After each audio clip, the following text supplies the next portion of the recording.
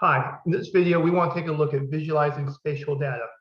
All right, so much of this code is taken from the website for the textbook Applied Spatial Data Analysis with R. It's a good book. This is chapter 3. All right, so this chapter is very heavy on the SP package, which is not surprising.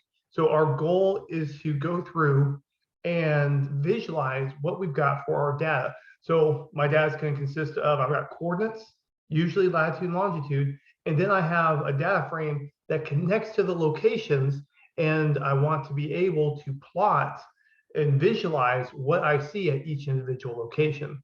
All right, so we're going to be using the MeUse data set quite a bit from the SP package, and to call that, I'm just going to go data and standard function.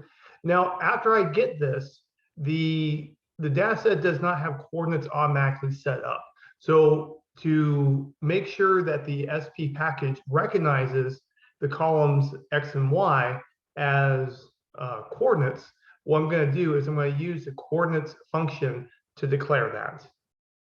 And so now, after I do that, the X and Y columns are going to be identified as the coordinates when I do my my spatial data analysis. All right, so the first example we want to look at is just plotting regular old points. So we're going to look at the simplest version possible. I've got some points, I slap them down. Here I can see where was the data recorded for each location. Okay. And to do this, I just use the plot function. Now, if I install if I load using the library function or require the SP package, I do not need this double colon notation. But I recommend that you avoid loading packages if possible to prevent package confusion. And I feel like it's just good practice anyway to specify which package is working at any given time to make sure that unexpected results don't happen. All right, so now let's plot some spatial lines. All right, so for this one, what we're going to do is, so I'm going to take the coordinates object from MeUse, like we had previously, and I'm going to pass that into, there's kind of like a listed aspect of this. We're going to convert things into a spatial line. Now, to do that, I'm going to need to specify the lines, and when I do this with a list. All right, so I've got this outer list, which will be my lines list, and I'm going to use the SP lines function to figure out what's going on with these, like to convert the points to lines, and then S line list. I'm just grabbing the coordinate points, and it's going to go through and it's going to play connect dots with the points I have. All right, so now here it's just completely gibberish. It makes no sense to do this because the points were not a continuous along a continuous path. They were compared to this plot. It's just scattered. There's no connection between location and the two-dimensional plane and location row on the data frame. So this is gibberish. This doesn't make any sense. But if I had data points that were supposed to be connected in a line, and I don't have it stored in a way that the SP package recognizes, this is how I convert that over.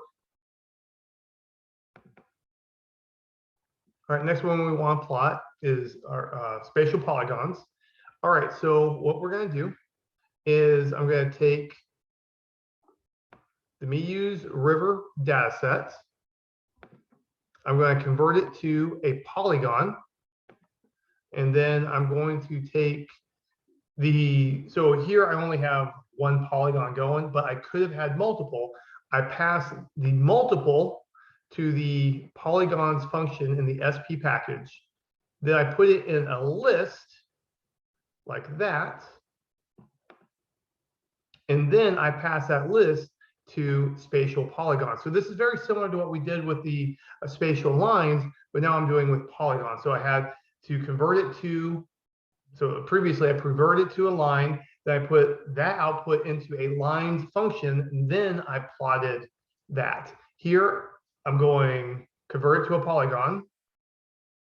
Then I take all my polygons and collect them together. Here, there's just one, so it's not very interesting.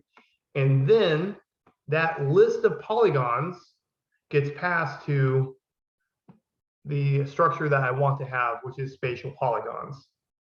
Now notice that spatial polygons doesn't have a data frame connected with it. We'll get to that special case in a moment. And then I go through and I plot just like we do normally. And something that's nice is that the SP package figures out which version of the item is. When I have the right class set up, it figures it out and it plots it immediately for me. So here we can see the river. All right, so we can also plot spatial pixels. And so this runs very similar to what we've been doing so far. So I'm going to take the MeUse grid, I'm going to load that data set. I'm going to set up the coordinates just like I did previously in another code chunk. Now here I'm using the as function to convert my grid into spatial pixels. And then I just go ahead and I drop my spatial pixels object into image, and boom, it takes care of it for me. All right, so now we can see the grid over which the data was sampled from. All right, so let's keep working with spatial pixels, spatial polygons, and spatial points. All right, so here I want to bring it together. I want multiple things. I'm going to put down the grid first in the image. Then I'm going to add the river as a polygon. And then on top of that, I'm going to add the points where the data was sampled. And so now I can see pretty easily where the data was collected in relation to the river. All right, so now let's talk about controlling things a little bit more nuanced. So something that we're going to want to do if I'm doing professional visualizations, for a publication, maybe for a presentation, I'm going to show my boss something like that. Then I'm going to want to have more fine-tuned control over what's going on. So here I'm setting up my overall layout. Just a matrix with the numbers 1 and 2, and with 1 row, 2 columns. And then I'm going to plot the river, and then I can I'll plot the river also again. Here this axis equals false. Now here this will give me default axes. Here I don't have any axes, but then I go in and I tack it on manually. All right, side one is at the bottom low. Side 2 is going to be to the left side. All right, I don't know if my camera reflects the videos, but from my point of view, things are switched. But 2 is on the left-hand side, 3 is up top, horizontal, and then 4 is to the right. And so we can see that this determines which side I'm getting.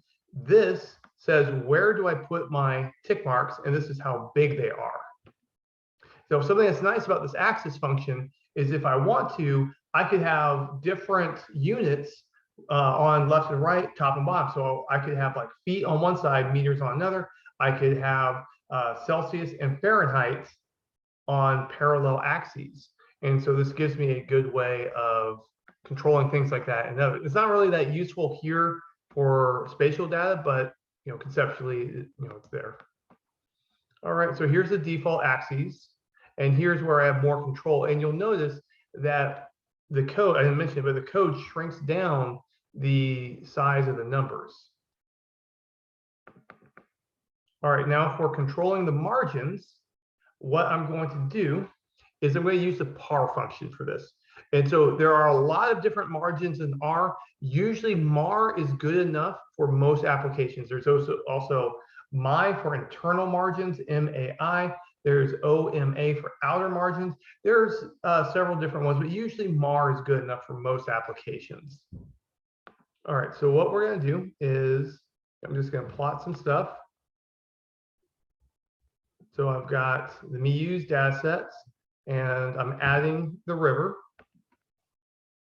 Now I'm changing the margins, and I'm repeating my plots. So now let's see what happens. All right, so here, I've got everything is smaller. I've got my title, I've got my axes, which is good. But if I need to zoom in, this is set up better so I can see it. I'm taking full advantage of my plotting region with the one on the right.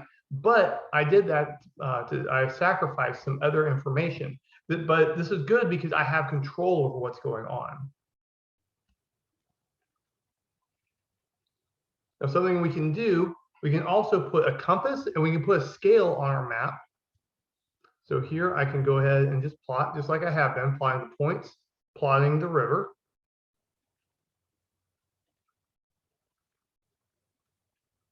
Now I repeat that, but this time I use the rescale function and I use the layout scale bar. What this is going to do, this is going to put down an indication of distance on my map. I can put down some text so I can see what's going on. Notice what's going on with the labels. And here I can put a north arrow on there so my reader knows which way north is. And you'll notice that we got 0 and 1 kilometer.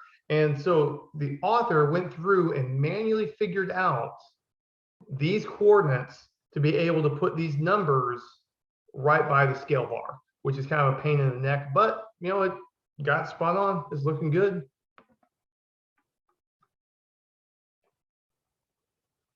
All right, so another thing that we can do is start coloring our points by the data that we have. All right, so what I'm going to do, I'm going to take a SpatialPolygons data frame for North Carolina, and I'm going to visualize some SIDS data, but SIDS is very sad, for each county.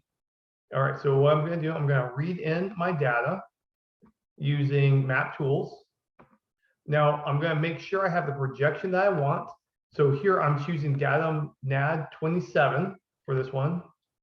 So it's not the standard one that I usually use, but this is still a good one.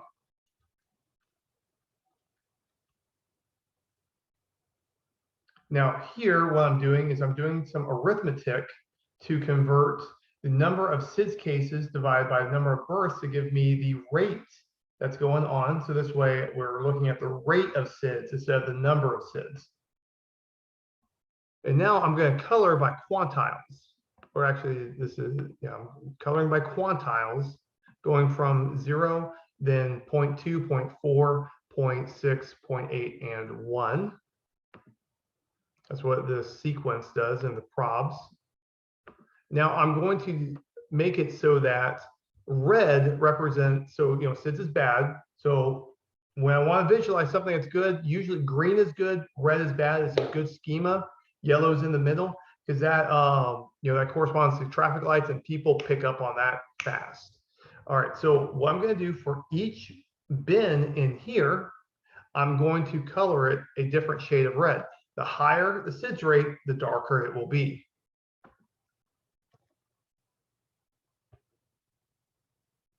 And now I'm going to go ahead and plot it. So I'm going to take the SP package, and I'm going to just plot the spatial data frame. Now, when it comes to the color, I'm going to take that coloring that I just defined, and I'm going to go through, I'm going to say find interval for each of these. And it will work out which interval it's supposed to be in.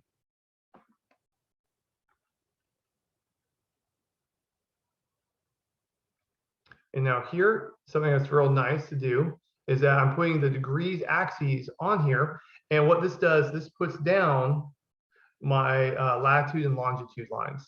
And so here we can see pretty quickly that the dark red has a higher SIDS rate in 1974.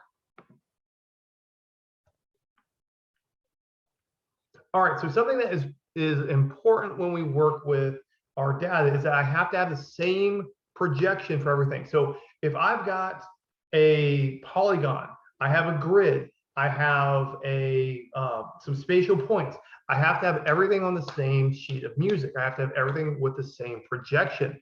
If I don't do that, I'm going to get gibberish. All right, so what we're going to do now, we're going to look at making sure that every single item I'm working with has the same projection. All right, so I'm going to go ahead and grab the map. I'm going to take the world map, the entire kit and caboodle. Now here it said we're going through and we're just trimming the map a little bit just to make sure that we don't have like excess on there. And now for my projection, I'm going to use the SP packages CRS function to define the WGS84 projection as the one I want to use. Now what I'm going to do is I'm going to take that map that I have and I'm going to make sure that its spatial lines have the projection that I want. And over here, I'm going to take spatial lines world. All right, so this is going to be with the WGS84 projection. Down here, I'm going to take the same map information so I have up here, but I'm going to convert it to the Mulvida projection, Mulvida projection. All right, so here I went through and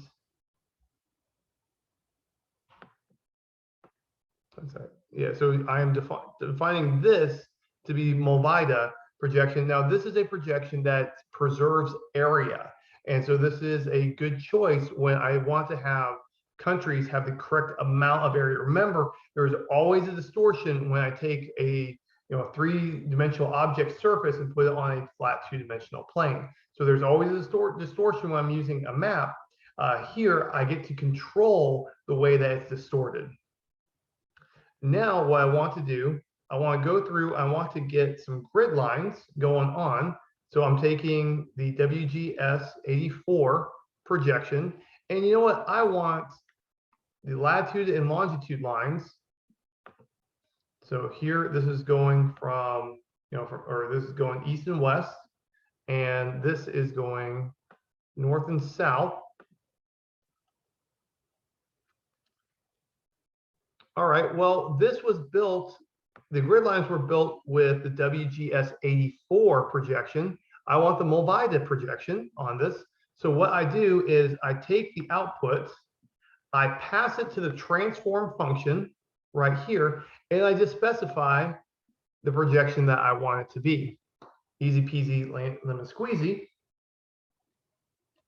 Now, I want to put a grid on there, so it's a little bit more informative, more exciting map. So I'm going to go do that. So I'm going to use the grid at function to define a grid over my map. And now I want to have the same thing. I'm going to go ahead and just change it up using the SP transform to convert that to the Mulvida projection. All right, so now let's actually go through and plot the Mulvida projection map. All right, so I just go ahead and plot the whole thing overall with gray 60. Now I'm going to put the grid lines down.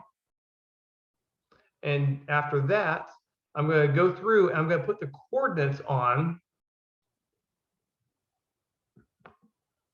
there. So what's happening is that the first one gave me the land masses, then the grid gave me the latitude and longitude lines, and then this text code gave the actual numbers along here. So that way I know what's going on. All right, so let's start talking about actual modeling with spatial data. All right, so here, I'm not gonna really talk about the model too much. I'm just going to execute it, and then we'll just use it, and down the road, we'll start getting deeper into it. All right, so here, I'm gonna first get the MeUse grid data set, gonna define its coordinates. and I'm going to set it to be an actual grid. So I'm going to say, hey, R, treat this as a grid. Now I'm going to fit a model. I'm going to take the zinc in the data that I have, and I'm going to say, I'm going to take the log of zinc depends on a constant. Let's go ahead and model that. So I'm saying that there are no covariates outside of latitude and longitude that are relevant to this model. Now I want to visualize that model. So once again, I'm going to use the red color palette. So I'm using red color Brewer PAL to say that I want 4 different red colors. Now I'm going to define the image. And now this is from the model, that log of zinc that depends on no covariance. Now I'm going to plot my spatial polygons, and it's an add statement.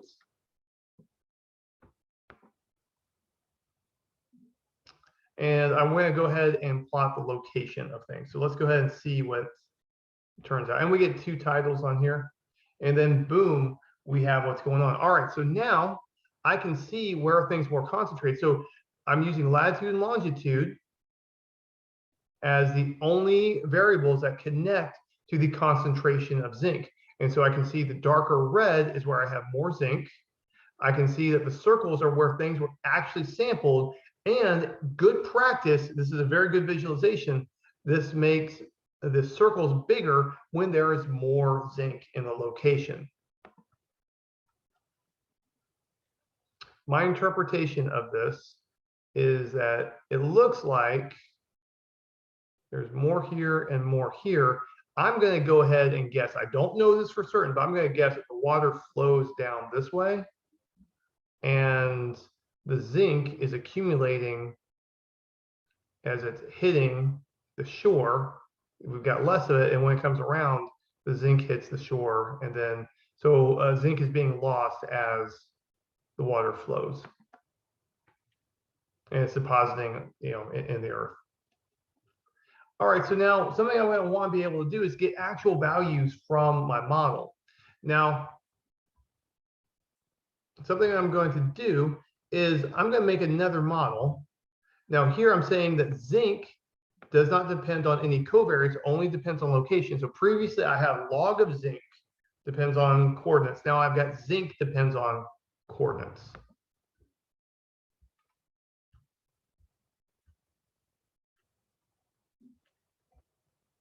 And something that's nice is that I can just get the predicted values directly. And here I am getting the predicted values from that log model. It's just repeating things.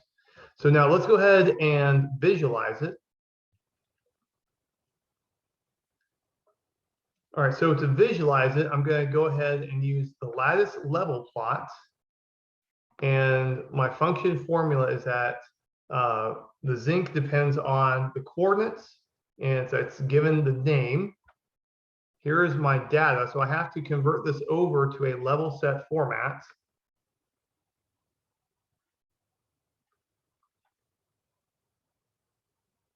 And for coloring, I want 4 bins. And so here we can see the output of our models.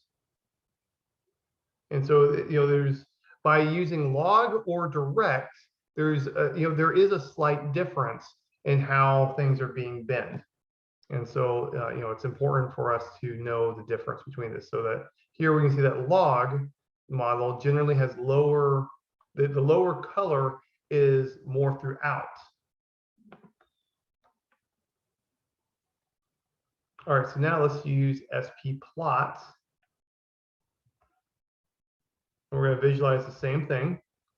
And so now I'm just using SpPlot. I am visualizing the data that I have from the predictions, and I've got the cuts like I have previously, and I specify the colors. And so notice that 4 cuts results in 5 colors.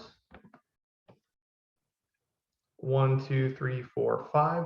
While up here, I've got 1, 2, 3, 4, and 5. All right, so either way, I've got 5. 4 cuts results in 5 different colors. All right, so now what I want to do on this next one, I want to look at multiple data columns with the same visualization, with one visualization, but I want to keep it like coherent so I can check out what's going on. So I'm going to take multiple columns of data and I'm going to plot them side by side so I can see what's going on. All right, so here you'll notice I put the object is MeUse 1 through 4. All right, that specifies the data that I want plotted. And I'm using cuts just like I did before. So here I'm specifying what the cuts are manually. Now, something that's unfortunate about this is that these cuts, if I have different measurement scales, or the amount varies quite a bit in the range, I'm stuck to just one cut vector for this. But then I could just make separate plots if it's a big deal. So here we can see throughout that cadmium is low throughout, zinc is high, comparatively to the others, lead is in the middle, and copper is less than lead. Okay, so like the toxicity of each of these is different. And also I can't really tell where is it more concentrated. Here everything's so light, I don't know where is it more concentrated, less concentrated. I don't have subject matter knowledge about cadmium to know, is this a lot, is this a little for cadmium? Because it might be that a very little of something very, very toxic could be very, that can be very, very bad. While if something that's not toxic, having a lot of it isn't a big deal. So it's hard to interpret what's going on without subject matter knowledge. So what I'm going to do is I'm going to plot it where I rescale what's going on. I'm going to use center scale, so subtract the mean and then go through and divide by standard deviation. So I'm using the scale function to do a location scale transform of each of these metal columns. And now when I plot it, I can see where are things more concentrated, where are they less concentrated. And you'll notice that it looks in a lot of ways consistent over all four, and it's consistent with that plot that we looked at previously, so where I had the hypothesis about the river. Now we can plot contour lines. Now here, contour lines may or may not count towards elevation. They could also be part of like a modeled values for what's going on. But usually when I say contour, I'm going to be talking about elevation, but there's no reason to not generalize this to functions in general, where I have like z depends on x, y, and possibly other variables. All right, so I'm going to define my color scheme of red. I'm going to take the MeUse grid once again, and I'm going to convert the grid to a spatial pixel data frame. Now to get the actual contour lines, I'm going to use the contour lines to spatial lines data frame in map tools. Now to be able to do this, I have to specify what I have as contour lines. So I have to take the contour lines that are being defined by MeUse grid dist, which I'm going to set up as a spatial grid data frame, and then I pass that to the contour lines. And so now we can see where is the elevation. So we can see that where the river is, it's the lowest elevation, and up here it looks like there's a hill, but we don't have a complete data set for this because it wasn't relevant for sampling. Now, something I really don't like about this is that we have a gradient of the elevation, but it goes and then it restarts itself. So it takes a moment to figure out what's going on. You have to know where is it low, where is it high. It's better to have like the actual numbers on here for our contour plot. All right, so another option I have is to go through and do the plot, do the contours, but an entire region is going to be colored the same color. And so instead of having the lines be colored, I'll have the space basically between the lines colored. So I'm going to use the SpPlot function. Once again, I'm grabbing my grid. Now, distance is the variable that I'm interested for determining the colors on it. And I'm going to specify the cuts as being where I'm going to break it up. And so here is another way to see that lower elevation, a little bit higher elevation, higher than that, and then here is going to be like the peak of a hill. All right, next I want to plot regions by data bins. So what I'm going to do, I'm going to take my numeric data and I'm going to bin the data, and then I'm going to color by those bins. So what I'm doing here is I'm specifying the frequency in terms of categorical or ordinal data, and then I just put this frequency as my Z column. And here we get a more nuanced look at what's going on for the frequency. So this is low color, the light color is annually, 2 to 5 years is the middle color, and then greater than 5 years is the dark red. Now here is another way to go through and get contour, and I like this more than the previous one because I have one continuous transition of colors. I'll have to figure out where it's high, where it's low, which can be a problem. Dark is low, yellow is high up.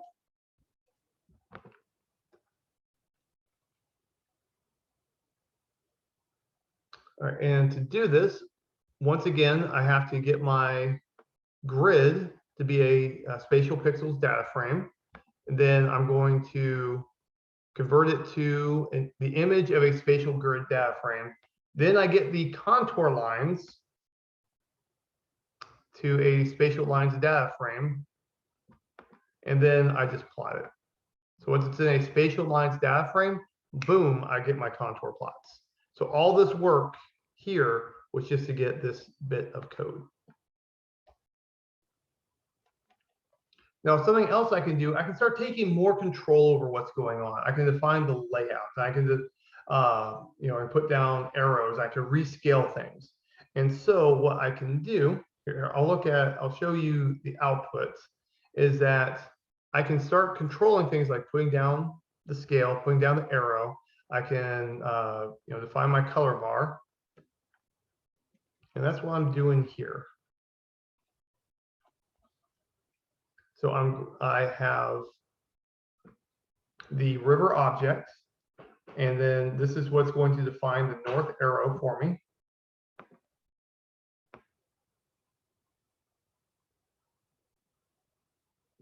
This defines that scale bar.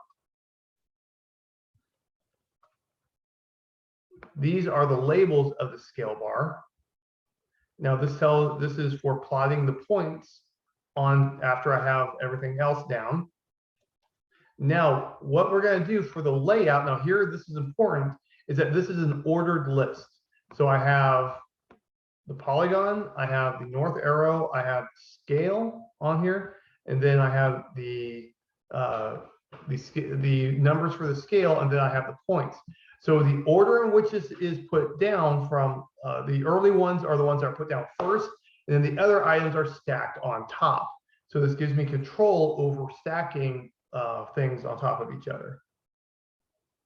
Now here I'm defining my colors, and then I'm going to go ahead and plot my log model.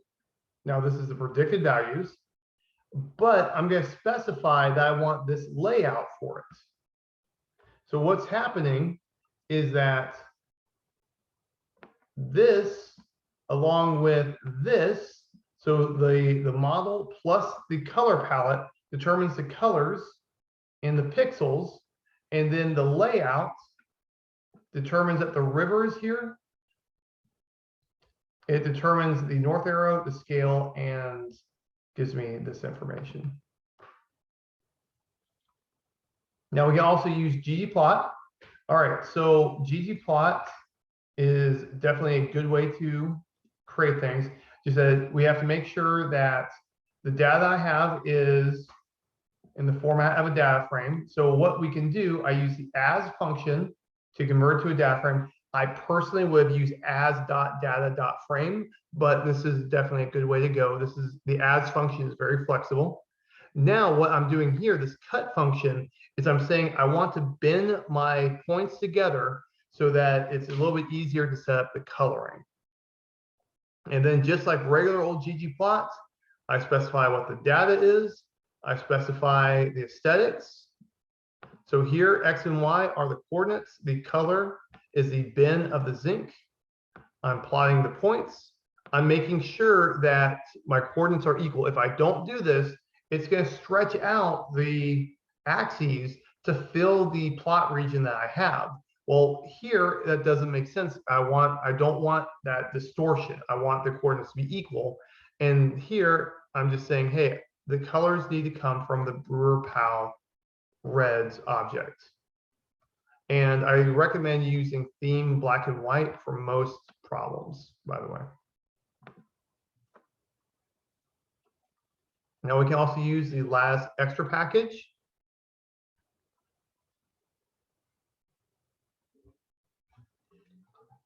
All right, so this part is similar to what we've been doing so far, or this is regular. Notice I have a P here. So I'm specifying that this plot is a P. I'm specifying that this is an M. Notice that I've got SpatialPolygons data frame for M. And here I have for L is another plot. And so now what I'm going to do is I'm going to print L plus P. So here, my SpatialPolygons data frame is inside this plot here. And so I go P plus L in the print.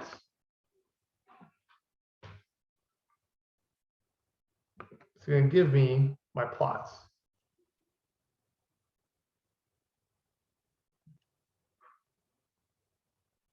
So this one is zooming in. Well, this one gives me a more complete picture of the river. Now, something I can also do is I can color points by quantile bins. All right, so here I'm just specifying my color ramp palette, going from red to white.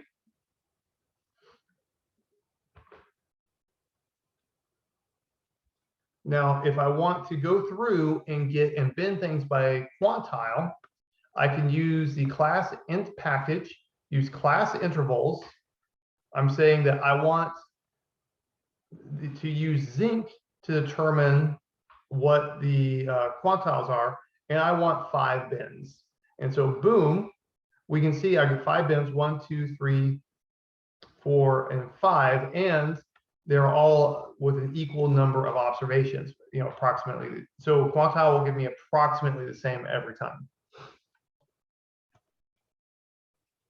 Now here, remember, if I'm using quantiles, I probably will not get constant interval width. If I want constant interval width, this is not the way to go for quantile. I want to change the style to interval.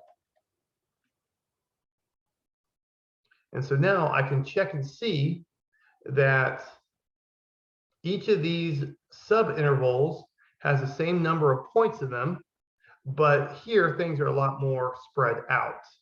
So this kind of shows that we've got some skewness going in our zinc data.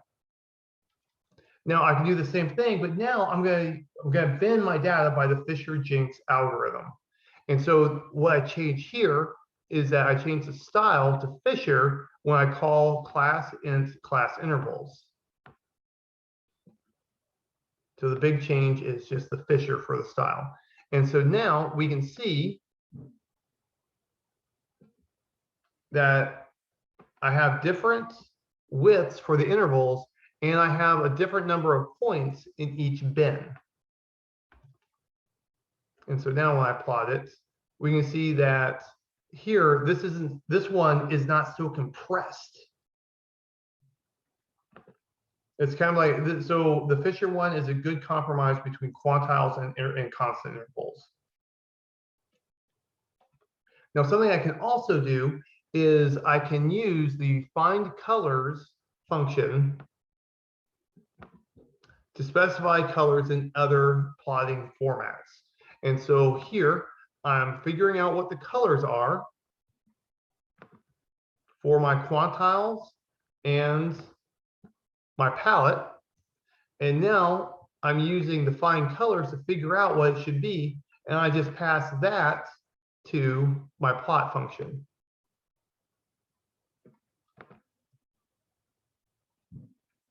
And so now I can see that. And I can do the same thing with Fisher. This should say Fisher. It's a mistake. All right, and so now I've got the points in that manner. And I can also control the plot character. So you'll notice I've got a dark circle around each point. Now, I may or may not want that. When I start getting a lot of data, when things start like overlapping, the dark circles can make it harder to see things, or it might make it easier to distinguish between things. It goes both ways depending on my data. So here, what I can do is I can control my plot character by just saying I want the plot character to be something different. And so here 19 is just a plain dot, no outline on it. I can also take control of the cuts for my contour plots by just specifying what the cuts are going to be with a vector. So here we can see the elevation. I don't really like these colors for the purpose, but the information is correct. Now the rest of the code is involved with interactive plots. And now this video, I'm using an R Markdown HTML document. So I'm not really doing the whole click on things to see which point is which. If I was going to do interactive, honestly, I would be using Plotly. I would not be using the base R interactive tools, but they're still available. They're there. You can use them. Here are some examples for you to be able to take advantage of. Well, that's all I've got for you. Take care and goodbye.